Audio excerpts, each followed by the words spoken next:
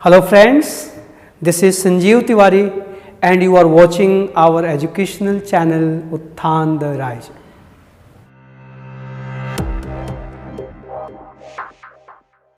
आज मैं कुछ थोड़ा विशेष चर्चा करना चाहता हूँ। एक्चुअली ग्रामर की भाषा में इस तरह के वाक्यों को कॉजेटिव वर्ब के नाम से जाना जाता है। कॉजेटिव वर्ब्स, कॉजेटिव वर्ब्स को हिंदी में प्रेरणार्थक क्रियाएं कहा जाता है। प्रेरणार्थक क्रियाएं। अब ये प्रेरणार्थक क्रियाएं हैं क्या?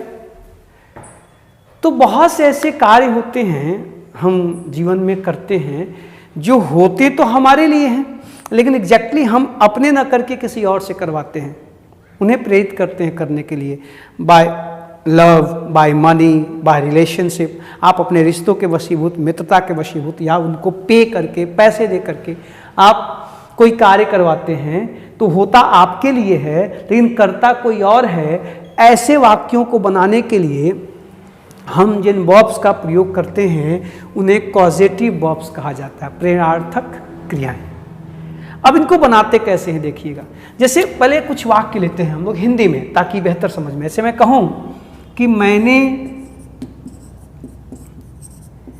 कार की मरम्मत करवाई, या वह प्रतिदिन जूते पॉलिश करवाता है। या अब देखिए, एक पास्ट में मैंने लिया, एक प्रेजेंट में, एक फ्यूचर में लेते हैं। क्या तुम अपने घर की सफाई करवाओगे? ये देखिए आपके सामने 3 सेंटेंस, यहां प्रश्नवाचक वाक्य लगा लीजिए, क्वेश्चन मार्क। यहां पर 3 सेंटेंसेज हैं, एक पास्ट में है, एक प्रेजेंट में है, एक फ्यूचर में। इन सब वाक्यों को ध्यान से पढ़िए तो जो कार्य होने वाला है वो आप खुद नहीं कर रहे हैं, आप किसी से करवा रहे हैं, आप किसी को प्रेरित कर रहे हैं कि कोई करेगा, आप नहीं करेंगे, आपके लिए कोई और करेगा, है ना। तो ऐसे वाक्यों के लिए हम जो सेंटेंस बनाएंगे वहां जो वर्ब आएगी उसे हम प्रेरणार्थक क्रिया कहेंगे। अब इन वाक्यों को बनाने के लिए आपके पास तरीके क्या हैं तो देखिएगा जरा। अब देखिए आपके पास ये तीनों वाक्य हैं, तीनों टेंस के आप देख रहे हैं।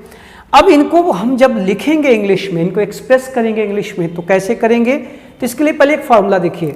पॉजिटिव वर्ब का फॉर्मूला बनता कैसे है कि सबसे पहले हम लेके आते हैं सब्जेक्ट को, इसके बाद इस हैव को, और जहां अब मैं ये हैव रख रहा हूं तो ये हैव कभी हैव होगा, कभी हैज होगा, कभी हैड होगा, कभी विल हैव, शैल हैव होगा। ये टेंस पर निर्भर करेगा कि आप किस टेंस में वाक्य को लिख रहे हैं। इसके बाद आप लेकर आएंगे ऑब्जेक्ट, और तब इसके बाद आप लेकर आएंगे वर्ब की थर्ड फॉर्म अर्थात पीपी, पास्ट पार्टिसिपल।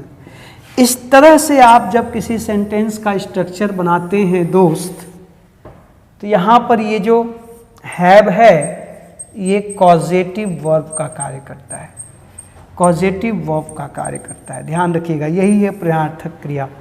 इन वाक्यों को बनाने के लिए आपके सेंटेंस की बनावट ऐसी होगी, पहले सब्जेक्ट, फिर हैव, मैं फिर कह रहा हूं ये हैव हैज और हैड और विल हैव भी हो सकता है। इसके बाद आप जो ऑब्जेक्ट है उसको लेकर आएंगे और तब उसके बाद आप वर्ब के थर्ड फॉर्म लेकर आएंगे। तो ऐसे वाक्यों का अनुवाद आसानी से हो जाएगा। आइए हम इन तीनों का ट्रांसलेशन करने की कोशिश करते हैं इंग्लिश में, आप जाने कि कैसे आप इनका अनुवाद करेंगे। आपको देखिए, मैंने कार की मरम्मत करवाई, तो मैंने मीन्स आई। अब ये पास्ट में है, क्या हो जाएगा? हैड। अब यहाँ ऑब्जेक्ट कौन है? कार, तो लिखिए माई कार, या आप द कार भी कह सकते हैं, माई कार या the car. I had my car. अब क्या करवाई? मरम्मत, तो इसका थर्ड फॉर्म रिपेयर्ड। ये देखिए आई हैड माई कार रिपेयर्ड, मैंने कार की मरम्मत करवाई। ये अनुवाद होगा आपका जब आप इस तरह के वाक्यों को लिखेंगे तो। अब देखो, वह प्रतिदिन जूते पॉलिश करवाता है, प्रतिदिन किसी जाके मोची से, है ना। तो आप कहोगे पहले ही, अब वह आया है, प्रेजेंट में है, क्या आएगा, हैज। अब जूते तो जाहिर सी बात है अपने ही जूते, या तो द शूज कहो या तो हिज शूज कहो। मैंने यहाँ पर माई एक बार लिख दिया है, अब यहाँ पर मैं द लिख लेता हूँ, ही हैज़ द शूज। आप यहाँ हिज का प्रयोग भी कर सकते हैं, मैं फिर कह रहा हूँ, he has the shoes polished, देखिए एवरी डे, एवरी डे, वह जूतों की पॉलिश प्रतिदिन करवाता है। प्रेजेंट में आया तो देखिए हैज आ गया, पास्ट था तो हैड आ गया। अब ये फ्यूचर में है, क्या तुम अपने घर की सफाई करवाओगे। अब ये इंटरोगेटिव सेंटेंस है, तो पहले अब क्या आया है, तो आप पहले लिखेंगे विल यू, इसके बाद हैव, ठीक है, योर हाउस क्लीन्ड, ये देखिए will you have your house cleaned, क्या तुम अपने घर की सफाई करवाओगे। ये आपके सामने इन तीनों सेंटेंसेस का ट्रांसलेशन है दोस्त। और जब इस तरह से आप वाक्यों को करते हैं तो इन्हें क्या कहा जाता है, कॉजेटिव वर्ब्स, प्रश्नार्थक क्रियाएं। आप ध्यान से देखिए, क्या ध्यान देना है कि सब्जेक्ट के बाद हैव आएगा और इस हैव के ठीक बाद आप ऑब्जेक्ट को लेकर आएंगे, तब वर्ब की थर्ड फॉर्म। अगर इस वर्ब की थर्ड फॉर्म को आप पहले कर देंगे तो फिर वो कार्य कोई और नहीं, आप खुद करने लगेंगे। जैसे मैं कहूं कि I had repaired my car, I had repaired my car, फिर इसका मतलब है कि मैंने अपने कार की मरम्मत खुद की थी। देखो, he has polished his shoes, अर्थात उसने अपने जूते खुद पॉलिश किए हैं। मीनिंग बदल जाएगी। आप जैसे ही इस वर्ब को पहले लेकर आएंगे, यहां पर लेकर आएंगे, तो फिर ये present perfect tense, past perfect tense और फ्यूचर परफेक्ट टेंस के सेंटेंसेस बन जाएंगे। अभी ये देखो, ये पास्ट इंडेफिनिट में है, ये प्रेजेंट इंडेफिनिट में है, ये फ्यूचर इंडेफिनिट में है। कार्य करवाओगे, कार्य करवाता है, कार्य करवाया किसी और से। अब इस तरह के वाक्य आपके सामने आए तो आप धड़ल्ले से बोलिए, उसने पत्र लिखवाया, He had a letter written, देखिए बाद में आएगा written, ठीक है। मैं अपने घर की सफाई करवाऊंगा, I will have my house cleaned, ठीक है। वह पत्र लिखवाता है, He has a letter written। वह घर की सफाई हफ्ते में एक बार करवाता है, तो He has his house cleaned once a week। अरे बात समझ में, आप इस तरह से इनको आसानी से अनुवाद कर सकते हैं। बस एक क्रम याद रखिएगा, इस क्रम को आप इधर से उधर मत करिएगा। अब यहां पर एक बात और, ये तो फॉर्मल इंग्लिश है। इनफॉर्मल इंग्लिश में, बोलचाल के इंग्लिश में लोग यहां हैव की जगह गेट का प्रयोग करके भी बोलते हैं, GET गेट। लेकिन आप उसको सिर्फ बोलचाल में, कोलॉकियल में ही प्रयोग करिएगा, रिटन इंग्लिश में उसका प्रयोग नहीं होता। कहने का मतलब कि आई हैड माई कार रिपेयर्ड की जगह आप कह सकते हैं I got my car repaired, I got my car repaired. आप यहां कह सकते हैं ही गेट्स, है जाएगा तो हटेगा तो गेट में एस लगेगा ना, he gets the shoes polished every day. आप यहां कह सकते हैं will you get your house, will you get your house. आप इस हैव की जगह गेट का प्रयोग कर सकते हैं, इस हैज की जगह गेट्स का प्रयोग कर सकते हैं, इस हैड की जगह गॉट का प्रयोग कर सकते हैं। तो बोलचाल में हम इन वाक्यों को गेट क्रिया से भी लिख सकते हैं, लेकिन बोलचाल में, रिटन में हम हैव हैड का ही प्रयोग करें तो बेहतर है। अब एक चीज और, अब यहां पर तो मान लीजिए फ्यूचर में था, तो फ्यूचर में तो हम विल शैल का प्रयोग करके ही वाक्यों को लिखते हैं, तो यहां तो बात खत्म हो गई। लेकिन ये जो ऊपर के दो वाक्य हैं, I had my car repaired और he has the shoes polished, अगर कोई कहे कि इन वाक्यों का अफर्मेटिव अथवा नेगेटिव बनाइए, अफर्मेटिव या नेगेटिव बनाइए, तो ध्यान रखिएगा ऐसे वाक्यों का नेगेटिव या इंटरोगेटिव, सॉरी अफर्मेटिव नहीं, इंटरोगेटिव, अफर्मेटिव तो है ही, ऐसे वाक्यों का नेगेटिव अथवा इंटरोगेटिव बनाते समय हम डू का प्रयोग करते हैं, डज का प्रयोग करते हैं, डिड का प्रयोग करते हैं। ये सीधे आप इनका अगर had I my car, has he the shoes, ऐसे आप नहीं लिख सकते। कोई कहे कि इस सेंटेंस का नेगेटिव बनाओ तो आप कहेंगे आई डिडंट। अब जब डिड आ गया तो हैड किसमें बदल जाएगा बेटा? हैव में। ध्यान रखिए, डिड लगते ही ये पास्ट से प्रेजेंट में आएगा, मूल रूप में आएगा। I didn't have my car repaired. ये देखो, आप इसको, ये करेक्ट है। आप ये कभी मत कहिएगा I had not my car repaired, I had not my car repaired, कभी संभव नहीं है, not possible. You cannot say I had not my car repaired. You must use do, does, did when you make these sentences negative or interrogative. Okay? आप देखो, आप इसको ऐसे लिखोगे कि didn't I have my car repaired? क्या मैंने अपनी कार की मरम्मत नहीं करवाई? अर्थात करवाई, मैंने करवाई। डिडंट आई, देखो ऐसे आप इसको हैड आई या हैडंट आई नहीं लिखोगे। You never say hadn't I have, hadn't I have, wrong होगा। ध्यान से, इसका अगर आप नेगेटिव बनाएंगे तो हो जाएगा ही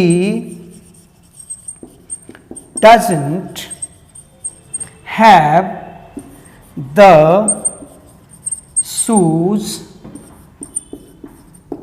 polished every day।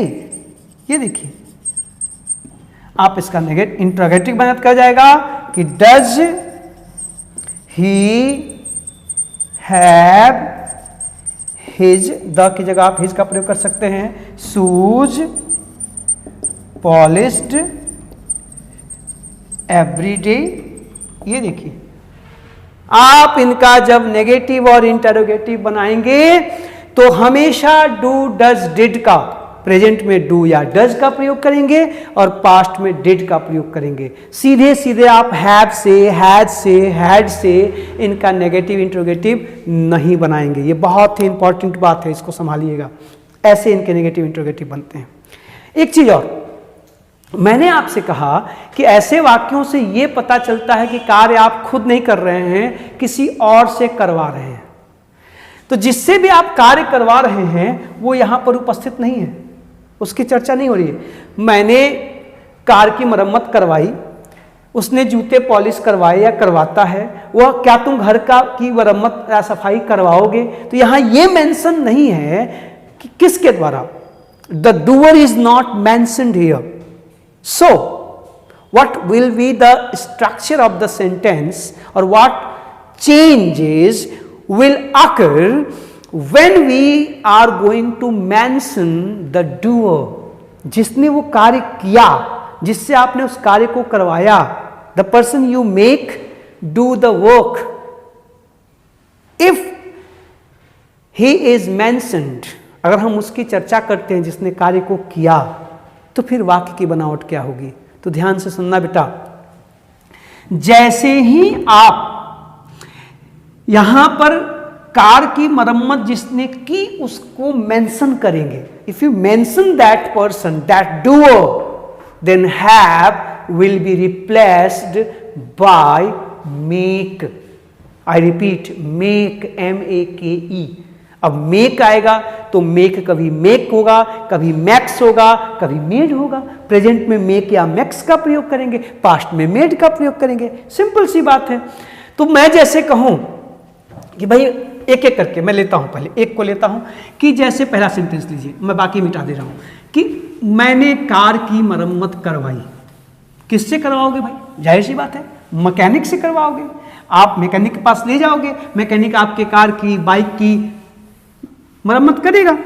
तो अब इसी सेंटेंस को मैं लिखूं कि मैंने अब देखिए मैं वहां मेंशन कर रहा हूं जिसने मरम्मत किया, मैंने मैकेनिक से अपनी कार की मरम्मत करवाई, तो अब हैड का प्रयोग नहीं होगा। अब आप कहेंगे I made the mechanic repair my car. अब जरा ध्यान से साहब, यहां ढेर सारे चेंजेज आ गए। पहली बात कि हैड की जगह मेड आ गया, और यहां देखिए यहां पे था रिपेयर्ड, यहां रिपेयर आ गया। क्यों? क्योंकि हैड के साथ वर्ब की थर्ड फॉर्म आती है, और जब मेक आता है तो उसके साथ इन्फिनिटिव आती है। इन्फिनिटिव बोले तो टू प्लस वर्ब। लेकिन एक खास बात है, बहुत से ऐसी वर्ब्स हैं, सी, हियर, वॉच, मेक, लेट, जिनके बाद टू का प्रयोग नहीं होता। तो यहाँ पर जो रिपेयर है ये इन्फिनिटिव है, और यहाँ पे टू अंडरस्टूड है, टू छिपा हुआ है। आप यहाँ अगर रिपेयर की जगह टू रिपेयर लिख देंगे तो ये गलत हो जाएगा। यहाँ वो इन्फिनिटिव है इसलिए प्रेजेंट में है, वहाँ पे वो पास्ट पार्टिसिपल था, वो पास्ट पार्टिसिपल किसमें बदल गया? इन्फिनिटिव में। लेकिन इस इन्फिनिटिव का टू छिपा हुआ है। मेक क्रिया के बाद जब इन्फिनिटिव आता है तो टू को छिपा देते हैं, अंडरस्टूड कर देते हैं, वैक कर देते हैं, उसको लिखते बोलते नहीं है, इसलिए यहाँ पर ये टू छिपा हुआ है। ठीक है, तब देखो जैसे कि वह प्रतिदिन अपने जूते, मान लीजिए जैसे कि वह मुझसे हर हफ्ते पत्र लिखवाता है, या उसने मुझसे पत्र लिखवाया। पहले देखो उसने पत्र लिखवाया, ध्यान से देखिएगा आप, उसने पत्र लिखवाया तो आप कहेंगे he had a letter written. देखना जरा, he had a letter written. लेकिन उसने मुझे, अब देखिए ये तो ठीक है, करेक्ट है बिल्कुल, उसने मुझसे पत्र लिखवाया। अब किससे लिखवाया? तो मुझसे। अब जिसने लिखा उसका मेंशन हो रहा है ना, तो आप कहोगे he made me write a letter. ये देखिए, he made me write a letter, उसने मुझसे पत्र लिखवाया। जैसे ही आपने लिखने वाले मी को यहां पर इंसर्ट किया तो हेड बदल गया मेड में, और देखिए यहां पर रिटर्न हो गया राइट, टू छिप गया, वो इन्फिनिटिव बन गया। ऐसे ही आप प्रेजेंट में भी, पास्ट में भी, कहीं भी आप इसका प्रयोग कर सकते हैं। जैसे माँ मुझसे भोजन पकवाती है, तो आप कह देंगे, मैं यहाँ पे मिटा के लिख रहा हूँ, इसको मिटा रहा हूँ मैं, देखिएगा कि माँ मुझसे भोजन पकवाती है या भोजन बनवाती है, तो आप कहोगे मदर, अब बनवाती है प्रेजेंट में ना, तो mother makes me cook food. Mother makes me cook food, माँ मुझसे भोजन पकवाती है। प्रश्नवाचक आ जाए तो क्या वह तुमसे पत्र पढ़वाता है? तो आप कहेंगे डज, देखिएगा, does he make you write, पढ़वाती है ना, read, does he make you read a letter. ये देखिए, आप फ्यूचर में भी कह सकते हैं, क्या तुम मुझे दौड़ाओगे? Will you make me run? क्या शिक्षक हमसे कार्य करवाएंगे? Will the teacher make us work? आप कुछ भी फ्यूचर में, प्रेजेंट में, पास्ट में, कहीं भी इनका प्रयोग कर सकते हैं। मैं फिर से कह रहा हूं, क्या डिफरेंस है? जब आप जिससे कार्य करवा रहे हैं उसको मेंशन नहीं करेंगे तो हैड आएगा, हैव आएगा, हैज आएगा, विल हैव आएगा, शैल हैव आएगा। और जैसे ही आप वहां पे जिसने कार्य किया उसको आपने मेंशन कर दिया, मुझसे, तुमसे, राम से, मोहन से, सोहन से, बच्चों से, तो फिर जो हैड है वो मेड में बदलेगा, जो हैज है वो मेक्स में बदलेगा, जो हैव है वो मेक में बदलेगा, will have will make, shall have shell make. I think कि आपको बात समझ में आ गई। हाँ, यहां पर एक बात आपके मन में और आ रही होगी कि सर जैसे हैव के बदले गेट आ रहा था, तो यहां भी मेक का कोई सब्स्टिट्यूट है क्या? कोई इसका ऑल्टरनेट है क्या? ऑल्टरनेटिव है क्या? ऑल्टरनेट नहीं, ऑल्टरनेटिव है क्या? तो बिल्कुल आप यहां भी मेक के बदले गेट का प्रयोग कर सकते हैं, मेक के बदले गेट का प्रयोग कर सकते हैं। लेकिन ध्यान रखिएगा, मेक आने पर देखिए यहां टू छिपा हुआ है, आप टू रीड नहीं लिख सकते, टू राइट नहीं लिख सकते, टू प्ले नहीं लिख सकते, लेकिन जैसे ही आप गेट लेकर आएंगे तो यहां टू प्रकट हो जाएगा, यही डिफरेंस आएगा। और जैसे बोलचाल में हैव के बदले गेट आता है, वैसे यहां पर भी बोलचाल में आप मेक के बदले गेट का प्रयोग कर सकते हैं। मेक फॉर्मल इंग्लिश है, गेट इनफॉर्मल इंग्लिश है, करेक्ट दोनों हैं। तो अगर मैं इसको गेट से कहूं, ठीक है, कि mother makes me cook food, तो मैं इसको कहूंगा mother gets me to cook food. Be careful, listen again, listen to me again. Mother makes me to cook food, यहां पर does he make you to read, तो यहां पर देखिए मेक की जगह जैसे ही गेट आएगा तो does he get you to read a letter. यहां पर ही मेड, तो मेड की जगह कर दीजिए गॉट, बोलो he got me to write a letter. सुनाई दिया? जैसे ही आप इन क्रियाओं में मेक की जगह गेट का प्रयोग करेंगे या गेट की जगह प्रेजेंट में गेट्स और पास्ट में गॉट, आप समझ रहे हैं, टेंस बदलेगा तो क्रियाएं बदलेंगी। तो जैसे ही आप गेट को लेके आएंगे, गॉट को लेके आएंगे, गेट्स को लेके आएंगे, तो क्रिया के साथ टू आकर खड़ा हो जाएगा। जैसे मदारी ने बंदरों को नचाया, तो आप कहेंगे the juggler made the monkeys dance, the juggler made the monkeys dance. लेकिन आप ये भी कह सकते हैं the juggler got the monkeys to dance, to dance. जैसे ही गेट आएगा टू आके खड़ा हो जाएगा, और मेक आएगा तो टू गायब हो जाएगा। आई होप कि मैंने आपको थोड़ी संक्षेप में, चूंकि कुछ चीज़ें हैं, अब ये बात उठी थी, किसी ने प्रश्न किया था, मैंने वादा किया था बताऊंगा, बीच में मुझे याद नहीं रहा, अचानक आज याद आया तो मैंने कहा इसको डिस्कस कर देता हूँ। तो कॉजेटिव वर्ब्स क्या होती हैं और कैसे उनका प्रयोग करके हम हिंदी के वाक्यों को इंग्लिश में बोल सकते हैं, ये चर्चा मैंने की। आप इनको संभालिएगा। चीज़ें अगर कुछ रह गई हों या आपको कोई और मन में प्रश्न या जिज्ञासा हो तो आप कमेंट बॉक्स में जरूर डालिए, उसका समाधान किया जाएगा। मिलते हैं नेक्स्ट सेशन में कुछ नए बातों के साथ, नए चैप्टर्स के साथ, नई संभावनाओं के साथ। Thank you.